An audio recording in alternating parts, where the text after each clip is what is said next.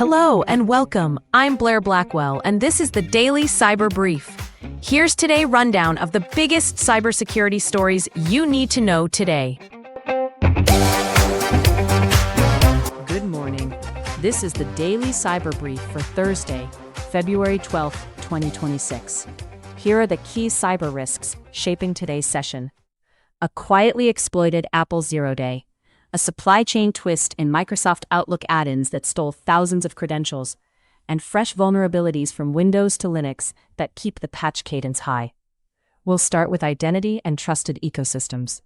Researchers say the Agree-to Outlook add-in was hijacked in the Microsoft Store and repurposed into a phishing kit, siphoning more than 4,000 Microsoft account credentials. It's a notable supply chain angle.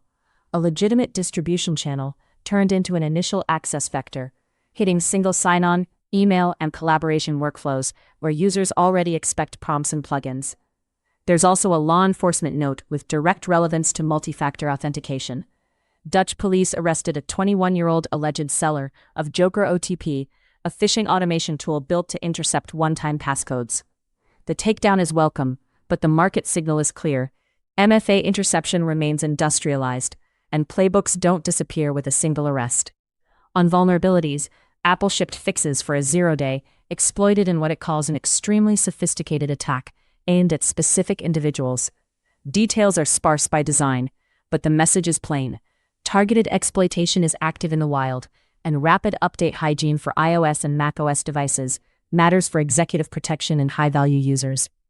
Microsoft also closed an unusual Windows 11 Notepad flaw that allowed remote code execution via specially crafted Markdown links. The trick? A user click on a benign-looking link could silently run local or remote programs without the usual Windows security warnings, blending social engineering with a low-friction execution path. Following on from yesterday's patch cycle, there's a small but important update. Microsoft's tally stands at 59 vulnerabilities this month, including 0 days under active attack. And over 60 vendors issued patches across operating systems, cloud, and network platforms. The mix includes privilege escalation, security feature bypass, and denial of service, the kind of bug classes adversaries chain for lateral movement and persistence. In campaigns and malware, analysts report a surge in llama stealer infections tied to Castle Loader, using the click-fix technique to drive social engineering installs. It's a reminder that user-driven payload delivery remains effective when paired with believable lures and quick-hit execution chains. Meanwhile, a new Linux botnet dubbed SSH Stalker uses old-school IRC for command and control, and leans on legacy kernel exploits alongside rootkit-style artifacts, a low-noise way to hold Linux systems for crypto mining or proxying.